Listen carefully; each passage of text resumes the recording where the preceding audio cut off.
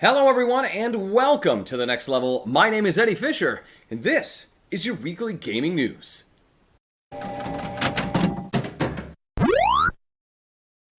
The Electronic Entertainment Expo is now over and I figured we could hit on a few high points. Ubisoft gave us a look at the newly named Rainbow Six Extraction, which, I guess. The more exciting thing is actually that Rainbow Six Siege is getting crossplay. I just don't care about the zombie part. We also got another solid look at the new game Riders Republic, as well as Far Cry 6 and two new game announcements. The sequel to Mario & Rabbids in Sparks of Hope, and Avatar Frontiers of Pandora, based on the James Cameron movie.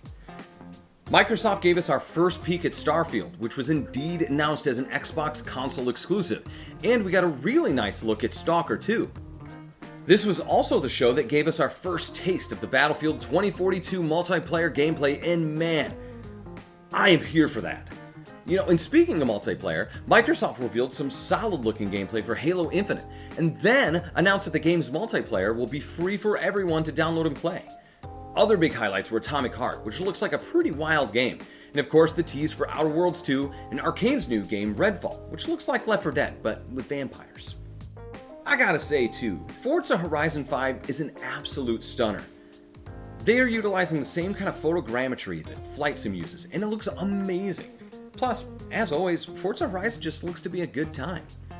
Microsoft's showcase really proved the value of Game Pass here. So many dang games are dropping day one in that service. It's a tough thing to beat right now. Square Enix had two bigger titles to show off, the first being Marvel's Guardians of the Galaxy. This game will be a single-player game where you play as Star-Lord and will be able to call upon the other Guardians for cool moves. We also learned about Stranger in Paradise, a Final Fantasy origin. This is a more action-heavy Souls-like, sorta set in the original timeline, where you walk in with a t-shirt, destroy chaos. The demo was out on PS5 exclusively, so go give it a try.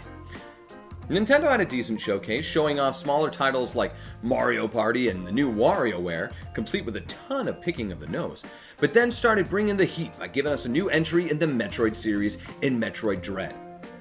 While everyone is waiting for Prime 4, we can jump in this October to a follow-up to Metroid Fusion, in a classic 2D Metroid game brought to us by Mercury Steam, who did the remake of Metroid 2 on the 3DS. Nintendo also gave us more on the sequel to Breath of the Wild.